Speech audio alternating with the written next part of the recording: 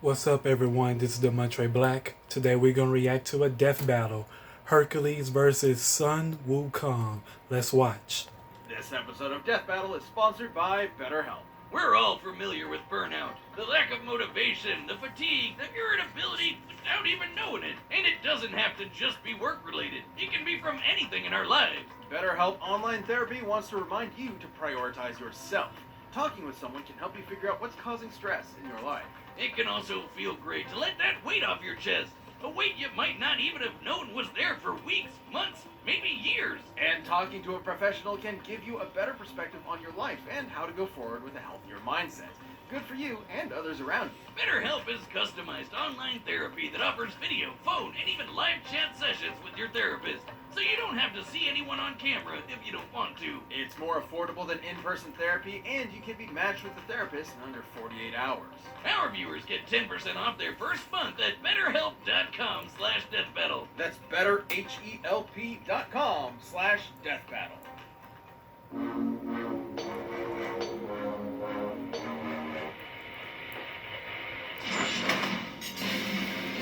Hercules, the god of strength. Sun Wukong, the Monkey King. Myth has many heroes, but few overcome their past to become legendary. And maybe inspire some comics and anime to boot. He's Wiz and I'm Boomstick. And it's our job to analyze their weapons, armor, and skills to find out who would win a death battle. He's the man, the myth, the legend. He's Hercules. Stories of Hercules exist in many iterations, but we'll examine the earliest known accounts, the legend of Heracles. No Disney Zero to Hero, just the classic Greek myth. And like most ancient Greek stories, it began with Zeus being a total creep. The god of thunder did his thing with a princess by disguising himself as her husband. Oh, what the hell, man? And thus a demigod was born, who was named Alcaeus. But Hera was pretty pissed Zeus had cheated on her yet again, so Alcaeus' human parents renamed him in her honor. Yep, Heracles means glory to Hera. Too bad she had already made up her mind, though, and that kid was gonna pay. The child would need some way to survive Hera's wrath, so the goddess of heroes carried out a plan that was, frankly, insane. Athena tricked Hera into nursing the baby Heracles, and her milk gave him supernatural strength unbound, even beyond many of the gods themselves. So strong that he hurt her and caused her to spray milk all over the place like a boom sprinkler, which in turn created the galaxy. Yep, that's why we call it the Milky Way. Oh god, I'm never eating one of those candy bars again. With his godlike power, Heracles became a fierce warrior trained by the finest instructors in all of Greece. Unfortunately, he wasn't without problems. While he was a natural at boxing, wrestling, fencing, and so much more, he struggled in the arts. He even had a fit and accidentally killed his music teacher. Little did Heracles know this was a sign of the tragedy to come. Many years later, as his name began to be synonymous with the term hero, he murdered his wife, Princess Megara, and their sons. Yeah, Hera had magically driven him into a kill frenzy rage, but that didn't excuse it for Herc. His guilt was there. Desperate to atone, he sought guidance from the Oracle of Delphi and learned his path to redemption. He would submit himself to King Eurystheus and perform for him 10 grueling labors. The guy was a D-bag, but Herc did what he had to, and through his struggles, built a killer arsenal. For his first labor, he was tasked with slaying a lion whose hide could not be pierced by any blade. So Herc just beat the lion to death with his bare hands, and took the pelt as armor for himself. He defeated a flock of metal, man-eating birds with cortalas so loud no living thing could bear the noise. He battled a multi-headed hydra, cauterizing its necks after each decapitation so the heads would not grow back. A lot of sliced off heads meant a lot of blood spilled, and hydra blood is extra poisonous. Even God's spirit. So Herc dipped his arrows in the stuff for later use, like when he used them to take out centaurs, titans, and even the sun. Sort of. The details of this myth differ, but in some versions, Heracles was so fed up with the desert heat, he fired an arrow at the sun, the physical embodiment of the god Helios. I guess that's one way to cool off. Take that, global warming! To reach the sun, his arrow would have to fly 90 times faster than light. The maximum draw weight of a typical recurve bow is about about 40 pounds, shooting an arrow 300 feet per second. Shooting one faster than light would require strength incomprehensible to mortals such as us. Anyway, Hurt completed his labors, but the king was a sore loser and axed 2 of them for cheating. Because Hurt was a lot more clever than he expected. Heracles received 2 more tasks, one of which required he retrieve the golden apples of Hesperides, which, ironically, originally belonged to Hera. As part of his plan, Heracles would temporarily take on the role of the Titan Atlas, as bearer of the heavens. That sounds exhausting. More than you think, dummy. While modern art often portrays Atlas carrying a globe, the Greeks perceived his burden as a celestial sphere. This would mean Heracles supported the weight of not just the Earth, but the whole universe. Like, I'm holding up this entire show. The common view of the time was that the universe was endless. Even chaos, the primordial origin of everything, was boundless. Meaning, Heracles held up the weight of conceptual infinity. Luckily, Hurt's got one hell of a drive to persevere and to make amends. Like when he met King Admetus, he got to party it up and was too drunk to realize the king was in a really bad state because his wife had just died. Reminds me of someone. Can't imagine who. Well, Hurt felt bad, so he decided to make it up to his bro by literally beating up the god of death until he returned Admetus' wife. And that's true best friend material. Whiz. Heracles frequently surprised others with his wit, particularly with finding solutions hidden in plain sight. For example, when he wrestled Antaeus, a giant who was invincible so long as his feet were on the ground, Heracles simply picked him up and strangled him in the air. Even giants and the god of death couldn't end his story. Instead, he was tricked into putting on a shirt covered in that Hydra blood, and it totally screwed him up. What a BS way to go. Yet also a testament to how a contest of power could not defeat him. Racked with unbearable pain and burning at a pyre, Heracles called to the deities who had watched his story unfold. And so, as his mortal form returned to ash, Heracles ascended to Mount Olympus. Where he was welcomed as the god of strength. Even Hera lightened up. His life may have been one of strife and struggle, but on that day, all the world was left in awe of the legend of Heracles.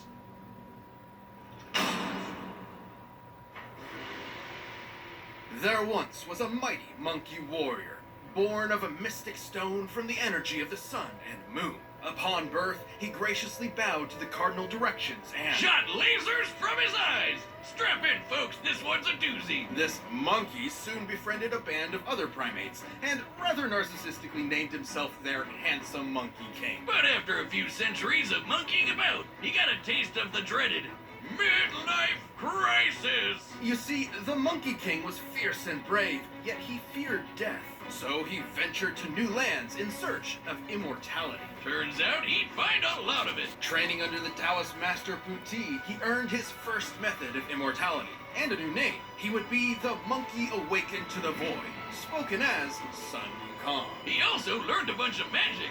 He can ride clouds, make thousands of clones, heal from fatal wounds like decapitation, and transform into basically anything. A bird, some vapor, a pitchfork, even an incredible fighting temple. With his famous cloud somersault, he could traverse the world at incredibly high speed. At first, a single somersault could carry him 108,000 li, li being a traditional Chinese unit equal to about 500 meters, making one somersault move 54,000 kilometers per second. Fast enough to circle the entire Earth in one leap. And he'd only get faster from there. Monkey would do whatever it took to prove he was the best of the best. When fighting the mighty deity Prince Nocha, his foe transformed into a more powerful visage with 3 heads and 6 arms. But Sun was like, hey, I can do that too, and then did just that. Sun Wukong eventually returned to his simian subjects, and with his newfound power, amassed a veritable army. However, he felt no weapon in their arsenal suited him. So he barged into the Dragon King's palace and demanded he hand over a weapon worthy of a king who could match the power of heaven. Yeah, Sun was pretty full of himself, but he wound up taking a pillar originally designed to measure the depths of the ocean. What seemed like a worthless rod to the Dragon King was actually the perfect weapon for Wukong. Weighing nearly 8 tons, the Rui Jinggu Bang can change size at his whim. It can shrink to the size of a needle or grow long enough to pierce the heavens. The same heavens that got pretty mad with Sun after he crossed his name out of the Ledger of Death, making himself double immortal. Wait, how does that work? And even more mad when he demanded to be formally acknowledged as the great sage equal to heaven. Okay, we've got a headstrong goofball who quickly masters title. This is just shonen anime. Now, the Monkey King may have lashed out, but it was because when he requested a place in heaven, a place he truly believed he deserved, the Jade Emperor's court reduced him to a stable boy. Beneath all his antics, what Sun wanted most was to prove himself. Even with all the shenanigans, the Jade Emperor remained cautious and willing to placate Wukong. By making him the watchdog of the Garden of Immortal Peaches. He totally ate that shit, didn't he, Wiz? Oh yeah, Wukong got hammered, ate most of the peaches, ran around the Jade Palace in a fit, and found 5 gourds of immortality pills, which he promptly swallowed. All of them. Okay, so that makes how many layers of immortality now? I'd say a few hundred, thousand, if you count each individual peach and pill. When he sobered up, he knew he was in serious trouble. So, naturally, he prepared for war. Wow, that escalated quickly. What are they gonna do? Kill him? So the Monkey King proved too strong for heaven. He battled all their best fighters and even matched Erlong Shen blow for blow in an epic battle of transformations. He's that guy with the third eye. And heaven's greatest holy warrior. Yet no matter Erlong's form, Wukong always had a counter. Until Lao Zi threw in a convenient plot MacGuffin that captured the monkey. But even with Wukong in chains, heaven had a problem. He just wouldn't die. Lightning, fire, even Lao Zi's de-immortalizing furnace just made the monkey stronger. Now, Wukong is not invincible. He has been hurt by the Scorpion Demoness's poison, which could even harm the Buddha, an awakened divine being liberated from the cycle of life and death entirely. Now tell me, how painful is that? Pain is all in the mind, and I am absent of mind. Oh, God! Oh, no, I was wrong! It's bad! It's really bad! It's really bad! Oh, God, make it stop! But even after all that, Sun had one more challenger to contend with. The Buddha himself. Buddha approached Wukong with a contest. Leap out of his hand, and he could have the Jade Emperor's throne for himself. Having no impulse control, the monkey agreed, and in an instant somersaulted to the very edge of heaven. But he had already lost. Because Buddha achieved nirvana, he transcended the world, literally holding all of existence. So even at the edge of the universe, Wukong technically never left his hand. For his rebellion, Sun was put in timeout, sealed under a mountain for 500 years. But even Sun Wukong would find a chance at redemption. In his case, he was tasked with escorting and protecting a monk, Tansong Zong, or Tripitaka, on a journey to the west. With additional companions Pigsy and Sandy, the trip was a tough one, and Monkey abandoned it more than once. But through it all, he always returned to shine as the group's powerhouse, saving Tripitaka's life many, many times. Seriously, this guy could not stay out of trouble. It's like Wiz at a blind date. Wukong has cracked apart mountains, slayed hundreds of monsters, and survived the Yellow Wind Demon storm that could destroy the universe. As in heaven, earth, the 18 layers of hell, and more. That's cool and all, Wiz, but let's answer the real question. Can he beat Goku? Maybe. During his journey, Wukong performed possibly his most legendary feat, holding up Mount Sumeru, which, in traditional Mahayana Buddhism, is a mountain supporting the infinite cosmic sky. And Sun just hauled it around on one shoulder. Just one! Because on his other shoulder was a whole other mountain. After 14 years of travel, the journey was complete, and Wukong had finally accomplished a truly great deed. For this, he was given his long-awaited place among the heavens. As the victorious fighting Buddha! Now that's gotta be an anime. After so much time as a rebel, an outcast, and a truly unstoppable warrior, Sun Wukong had, at last, found his home. This episode is sponsored by Babbel. For most of us, learning a second language wasn't exactly the most exciting class we had. I mean, learning Klingon Pig Latin was pretty awesome for me, but I'm not exactly using it in conversation. But now, thanks to Babbel, the language learning app that sold more than 10 million subscriptions, there's an incredibly fun and easy way to learn a new language. Though I'm not sure if Klingon Pig Latin is included. I'm thinking about Spanish, French, or Mandarin. You know, languages that people actually speak. Babbel's 15-minute lessons make it the perfect way to learn a new language on the go, and its speech recognition technology helps you improve your pronunciation and accent. In addition to lessons, you've got podcasts, games, videos, stories, and even live classes. Plus, it comes with a 20-day money-back guarantee. Start your new language learning journey today with Babbel. Right now, save up to 60% off your subscription when you go to babbel.com/deathbattle. That's babbel.com/deathbattle for up to 60% off your subscription. Babel, language for life. All right, the combatants are set. We've run the data through all possibilities. It's time for a death battle!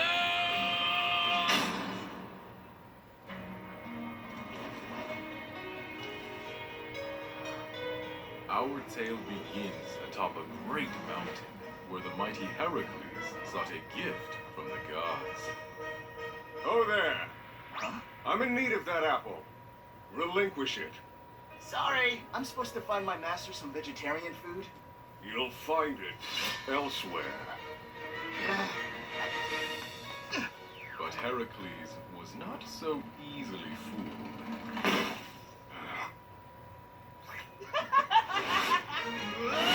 The Monkey King's strike rang true, but he'd not so easily overwhelm the god of strength.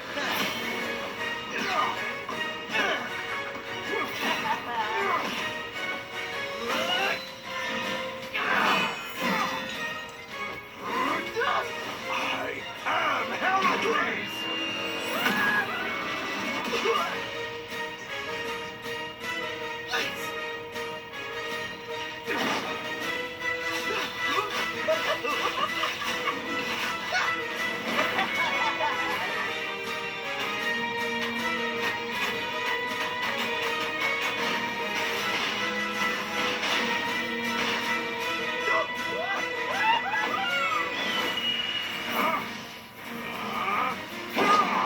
Die, demon! Agony! Agony!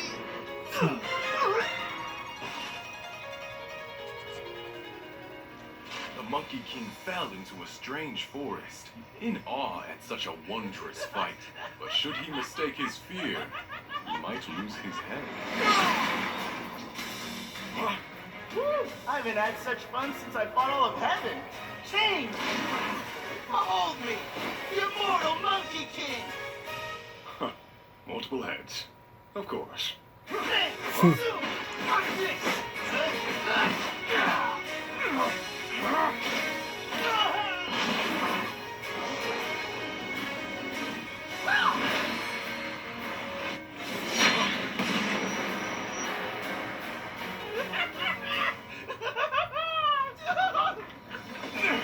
had your fun, beast, but I've had enough!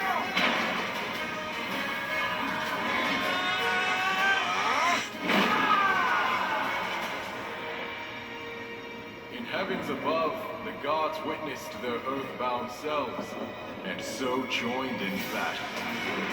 The god of strength mustered the heart of Olympus, while the great sage harnessed power equal to heaven. Thus, the Monkey King emerged victorious!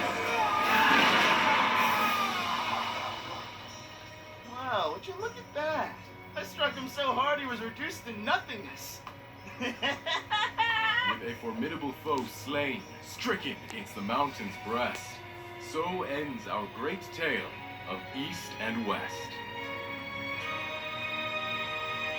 KO! Talk about a Herculean matchup! Heracles was among the greatest heroes in myth, but the great sage equal to heaven held many more advantages. You'd think Sun might not measure up to the god of strength, strength, but he totally could. Remember, he carried Sumeru on his back, the mountain holding up the infinite celestial sky, like how Heracles held up the infinite celestial sphere. As befitting heroes of myth, they were on par in that they were both incomprehensibly strong. However, Wukong's healing abilities meant he could bounce back from Heracles' deadliest blows, whereas Heracles did not have a similar option. But Heracles did have one way of putting the Monkey King down. His arrows dipped in Hydra poison. The Hydra poison threatened even the gods of Olympus, similar to the Scorpion sting. Whether or not it would be fatal is questionable, but it could have incapacitated Wukong, similar to how it affected Heracles himself. But that is one very specific win condition, and we're looking at this with every possible option in mind. With his variety of clones, transformations, and numerous other spells, Wukong's arsenal was far more versatile. Like, there was nothing stopping him from making thousands of clones of himself and just sitting back while they beat up Herc for him. Unsportsmanlike? Sure. In character? Absolutely. Even then, those arrows would have to actually strike Wukong, which would be extremely difficult. Yes, in some depictions, Heracles could potentially shoot the son of Helios, his arrows flying 90 times the speed of light. However, in his contest with the Buddha, Wukong leapt to the edge of the universe in a single second. To do so, he had to be moving over 1.4 quintillion times faster than light. Making him way faster than Herc could ever hope to be. Heracles held might of mythic proportions, but barring a lucky shot, Sun Wukong's versatile magic, similar strength, and absolutely absurd speed overcame this foe. Fitting for heaven's equal. When fighting Sun Wukong, Heracles missed his chance. The winner is the Monkey King, Sun Wukong. If you like the death battle, give a thumbs up. I'll see you in my next reaction. This is the Montre Black. Peace.